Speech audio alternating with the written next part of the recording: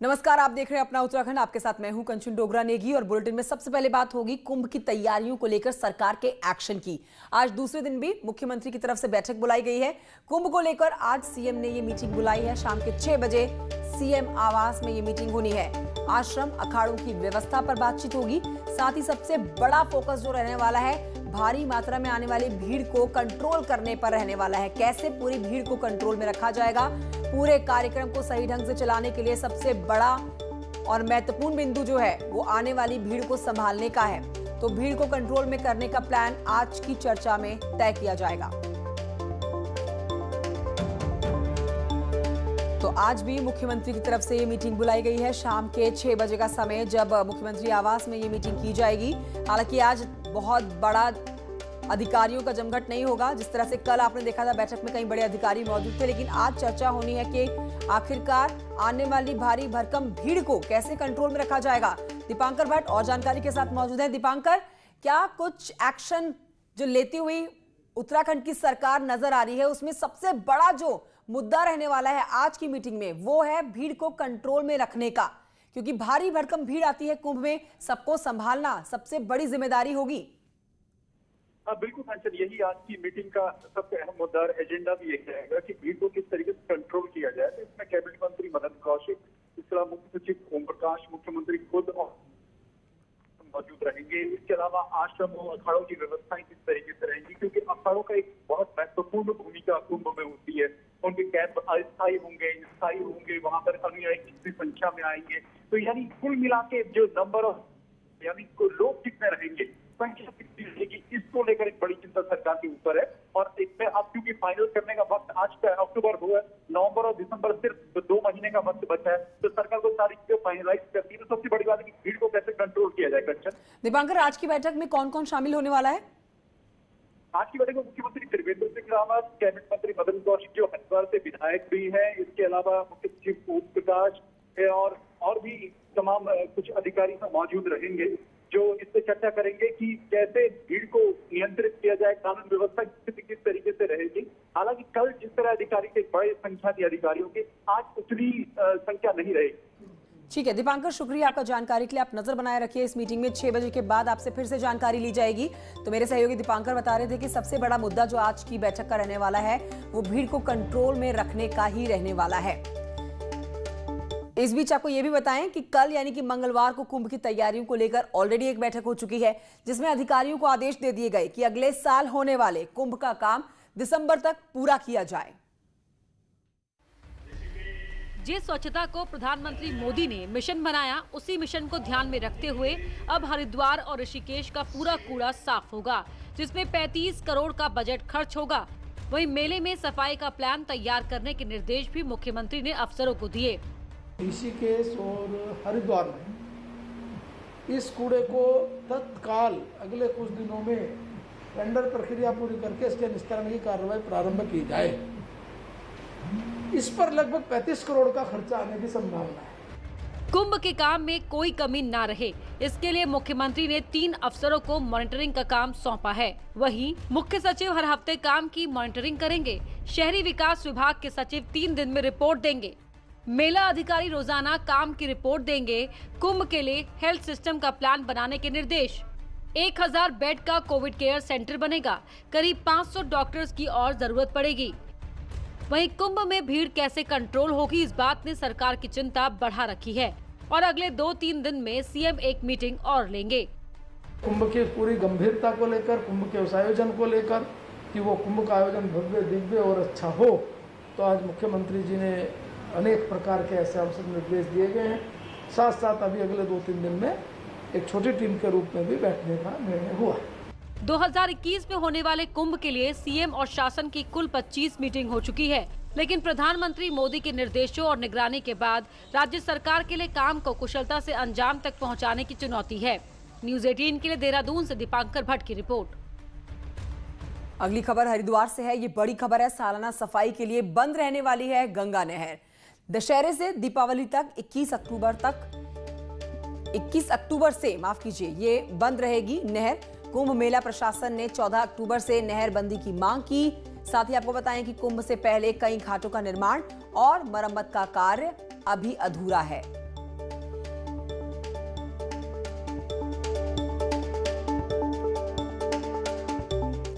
आइए बात करते हैं किसानों की। किसानों के लिए सरकार सस्ते लोन की सौगात देने जा रही है। इस बार 95 ब्लॉक और 13 जिलों में किसानों को 3 लाख रुपए का लोन बिना ब्याज के मिलने वाला है। इसी के साथ ही महिला समूहों को 5 लाख का लोन बिना ब्याज के देने की तैयारी है। ये लोग दीनदयाल उपाध्याय किसान कल्याण योजना के तहत मिलने वाला है, जिसका फायदा 6.25 लाख किसान परिवारों को मिलेगा। राज्य मंत्री धन सिंह रावत कहते हैं कि इसकी शुरुआत 15 अक्टूबर से होगी और 13 जिलों में खुद मुख्यमंत्री किसानों को लोन बांटेंगे। इस साल एक ऐतिहासिक निर्णय किया गया है कि हम किसानों को 3 लाख रुपए 0% पे दे रहे हैं और इसके हर 95 ब्लॉक मुख्यालयों पे कार्यक्रम किए जाएंगे। इसमें सभी सांसद, सभी विधायक, मंत्री लोग भाग लेंगे। देश का पहला राज्य है ये जो कि किसानों के लिए 1 लाख भी 0% में दे रहे हैं, 3 लाख भी 0% में दे रहे हैं और 5 लाख रुपए भी 0% में दे रहे हैं। कृषि कानून पर नैनीताल से बीजेपी सांसद अजय भट्ट ने बड़ा बयान दिया। भट्ट ने कहा कि किसानों को अब मंडी में टैक्स देने की जरूरत नहीं है, जिससे किसान की आमदनी बढ़ेगी। भट्ट ने यह भी कहा कि टैक्स ना मिलने से मंडियों की आमदनी जरूर कम होगी, जिससे मंडी की राजनीति खत्म हो जाएगी, लेकिन मंडी राजनीति की कीमत किसानों को ना चुकानी पड़े, ये कानून में तय किया गया है। राजनीति खत्म हो कोई बात नहीं, उसमें हमारे राजनीतिक व्यक्ति बैठते हैं, लेकिन किसान खत्म नहीं होना चाहिए। मंडियों को खत्म नहीं किया गया है। जो किसान बाहर नहीं दे सकता है वो मंडियों में दे, मंडियां भी चलेंगी और किसान जिसको छूट मिली है वो बाहर भी जाएगा। इसलिए मंडियों की राजनीति जरूर, पैसा कम आएगा, जो किसानों से कटता था टैक्स का वो कम आएगा उनके पास, लेकिन किसान का भला होगा। कृषि विकास ने रुद्रप्रयाग के जिस किसान को किसान भूषण प्रशस्ति पत्र देकर सम्मानित ही नहीं किया, बल्कि कृषि विभाग ने अपनी बुकलेट में फोटो लगाकर सम्मान दिया है। आज उद्यान विभाग रुद्रप्रयाग पर उन्हीं उन्नत किसानों को हाशिए पर डालने के आरोप लगा रहे हैं। सीएम त्रिवेंद्र सिंह रावत द्वारा किसान भूषण सम्मान से सम्मानित रुद्रप्रयाग के बजरा गांव के महावीर राणा ने उद्यान विभाग पर उपेक्षा के आरोप लगाए। महावीर राणा का कहना है कि बीज और सहयोग देने में विभाग दिक्कतें कर रहा है।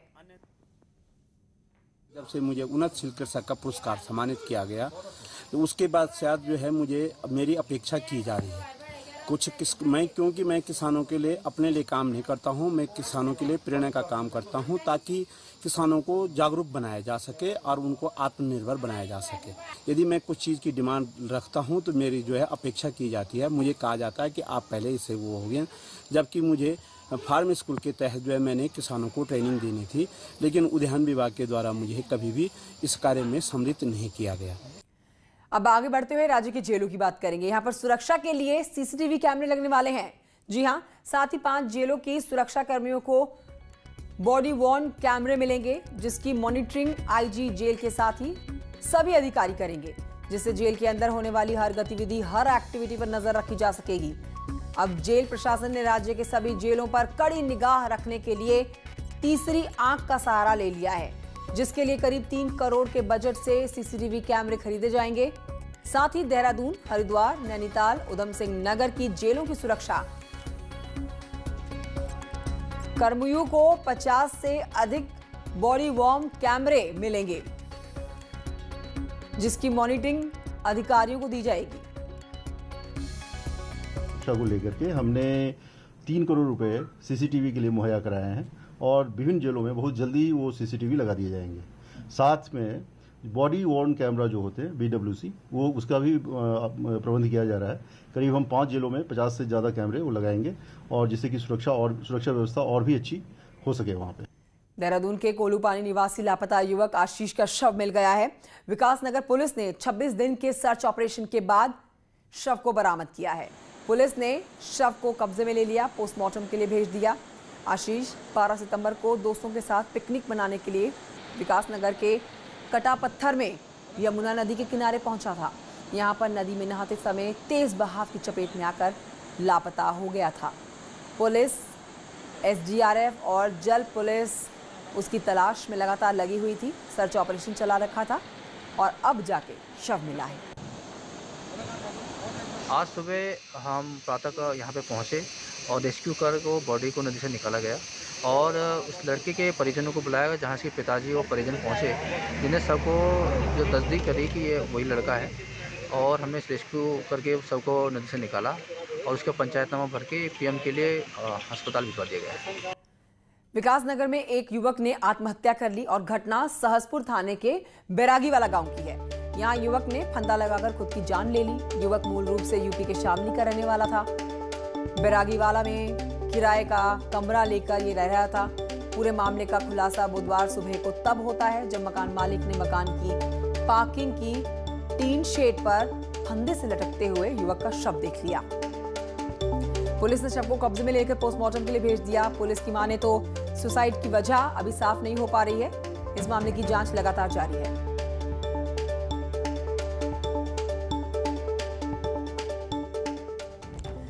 श्रीनगर बेस अस्पताल में भर्ती कोरोना के एक और मरीज की मौत हो गई है। आईसीयू में भर्ती 57 साल के कोरोना के संक्रमित मरीज की मौत हुई है। मृतक बिरोखाल के रहने वाले थे। 4 अक्टूबर को उन्हें अस्पताल में भर्ती कराया गया था। कोरोना से संक्रमित थे और निमोनिया की वजह से ये परेशानी और बढ़ गई। फिर हार्ट फेल होने से मौत हो गई। श्रीनगर बेस अस्पताल में अब 22 लोगों की कोरोना से मौत हो चुकी है। जो मौतें हुई है ज़्यादातर वो कोमॉर्बिडिटी मतलब कुछ अन्य बीमारियां उन लोगों को है और ज़्यादातर जो लोग हैं वो उम्रदार हैं। ज़्यादातर मौत हमारे यहाँ 2-2, 3-3 दिन के बाद दिन में हो गए हैं। 1-2 ही केस होंगे जो ज़्यादा लंबे रहे होंगे, तो लेट प्रेजेंटेशन था, इसलिए जो है ऐसी स्थितियाँ। नैनीताल से खबर है जहां जिला अस्पताल आने वाले मरीजों के तीमारदारों को कोरोना टेस्ट अब जरूरी कर दिया गया है। बढ़ते हुए कोरोना के मामलों को देखते हुए फैसला लिया गया। अस्पताल की तरफ से जिला अस्पताल के सीएमएस का कहना है कि इसके तहत पता चल सकेगा कि किस गांव में कोरोना संक्रमण है। अगर किसी गांव के लोग में कोरोना के लक्षण मिलते हैं, उस गांव में तत्काल डॉक्टर्स की टीम सैंपल लेने के लिए जाएगी। नई व्यवस्था में यह है कि जो अंदर हमारे मरीज भर्ती हैं, वार्ड में मरीज भर्ती हैं, तो वार्ड में तो मरीजों का तो हम लोग परीक्षण कर ही रहे थे, लेकिन जो उनके साथ अटेंडेंट आएंगे आज से, तो एक अटेंडेंट का भी हम लोग यहाँ से बाहर से कोरोना टेस्ट करा के उनको एक पास देंगे और उसी के थ्रू हम उनकी एंट्री करवाएंगे। यहाँ आगे बढ़ते आपको बता दें कि चंपावत जिला अस्पताल सहित जिले के 3 अस्पतालों में स्वास्थ्य विभाग अस्पतालों में ऑक्सीजन जनरेशन प्लांट लगाने जा रहा है।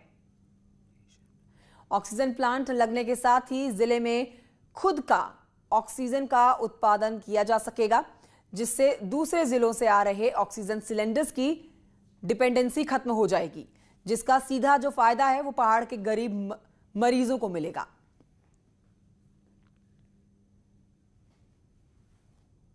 आज ही ये हमको निर्देश आए हैं कि अब यहाँ पे क्रायोजेनिक ऑक्सीजन जनरेशन प्लांट भी स्थापित किया जाए, ताकि यहीं पे ऑक्सीजन का जनरेशन हो और ऑक्सीजन की सिलेंडरों की कमी ना होने पाए। तो इसके लिए प्रपोजल तैयार हो रहे हैं। जैसे ही इस पे धनराशि स्वीकृत होगी तो ये कार्य। गढ़वाल के नैनी डांडा से खबर है, इस इलाके में स्वास्थ्य व्यवस्था खस्ता हाल है। नैनी डांडा के सामुदायिक स्वास्थ्य केंद्र में डॉक्टरों और मेडिकल के स्टाफ की भारी कमी के चलते मरीजों का इलाज 70 किलोमीटर दूर रामनगर जाके करना पड़ रहा है। अस्पताल में टेक्निकल स्टाफ और पैथोलॉजिस्ट की तैनाती न होने के चलते मशीनें धूल फांक रही हैं। अस्पताल प्रशासन कहता है कि स्टाफ की तैनाती की मांग को लेकर लेटर भेजा गया है। अभी गृहिणियां हैं, उनके लिए जो थोड़ी सी समस्या होती है तो उसे रेफर कर दिया जाता है।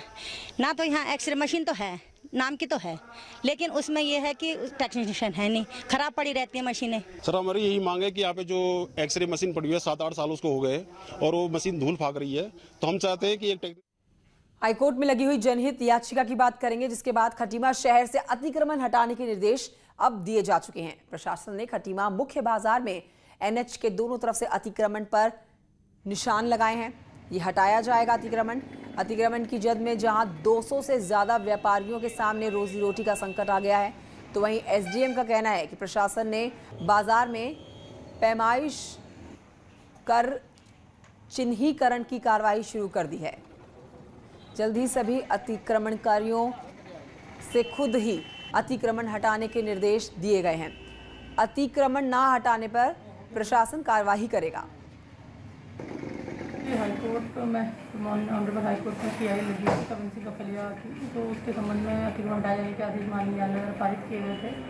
462 अतिक्रमण हमारे इलाके में अभी तक ऐसे हैं जो अभी हटाए जाने हैं, जिन पर काम चल रहा है। तो उसी में कुछ अतिक्रमण जो है निशान लगा दिए गए हैं 2015 की जो संयुक्त सूची है उसके अनुसार।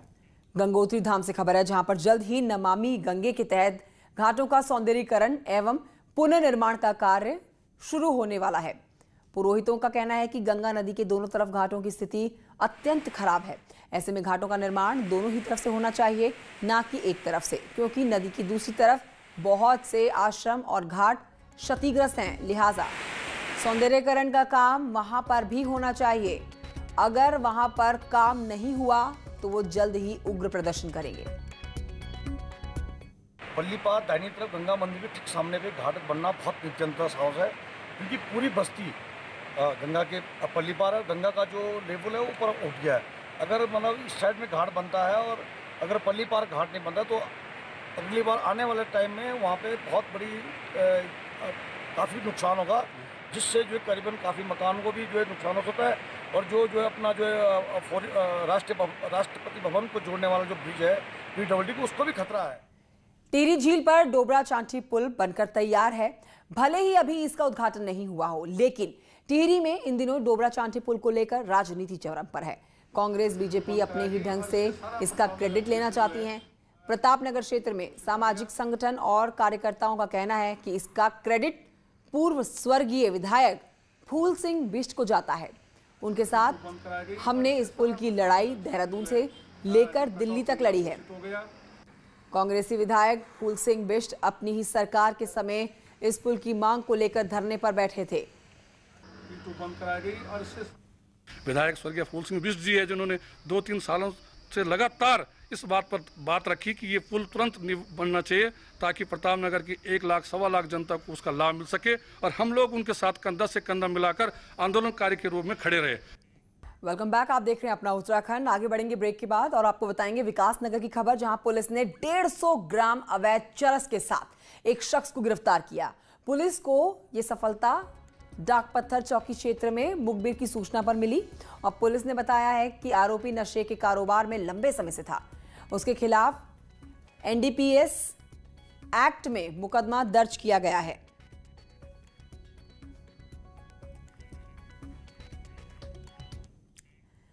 अनलॉक 5 की बात अगर करें तो अनलॉक 5 के साथ ही पर्यटन गतिविधियां बढ़ने लगी हैं। कोरोना संक्रमण को रोकने के लिए प्रशासन भी पर्यटकों को लेकर अलर्ट मोड पर काम कर रहा है। टिहरी जिले के एंट्री पॉइंट भद्रकाली और सुआखोली में थर्मल स्क्रीनिंग और सैनिटाइजेशन का काम जोरों पर है। इसी के साथ पर्यटकों की कोरोना सैंपलिंग की जा रही है। रिपोर्ट नेगेटिव होने के बाद ही उन्हें जिले में एंट्री दी जा रही है। जो थर्मल स्क्रीनिंग से लोगों को टेस्ट कर रही है, उनको कोई तरीके की वहाँ समस्या ना हो, लंबी लाइन ना लगे, जाम की स्थिति ना उत्पन्न हो। तो इसीलिए हम जिसको सिर्फ टेम्परेचर ज़्यादा आ रहा है थर्मल स्क्रीनिंग में, उनको ही हम वहाँ पर सैम्पलिंग लेकर के उनका टेस्ट कर रहे हैं। तो कोविड-19 के इस दौर में अनलॉक 5 में अब धीरे धीरे जीवन जो है वो पटरी पर आने लगा है। कोविड के सभी अभी इस वक्त सिर्फ 2 जोन ढेला और झिरना खुले हुए हैं। ये 2 जोन खुले हैं सिर्फ, जहां पर पर्यटकों की भीड़ से दोनों ही ओर देखे जा सकते हैं पर्यटक। आप कहां से हैं सर? देहरादून।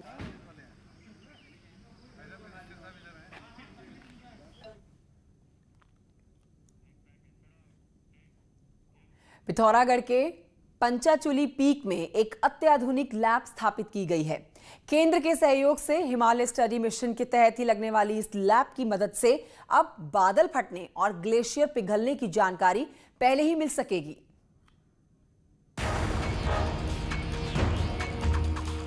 तीन 3000 मीटर से ज्यादा की ऊंचाई पर पंचाचूली के मेलवा ग्लेशियर में एक ऐसी लैब लगने जा रही है जिसका फायदा कई मायनों में मिलेगा। 3 करोड़ की लागत से हाई एल्टीट्यूड लैब में ग्लेशियरों के सटीक अध्ययन के लिए नई तकनीक के उपकरण लगाए जाने हैं।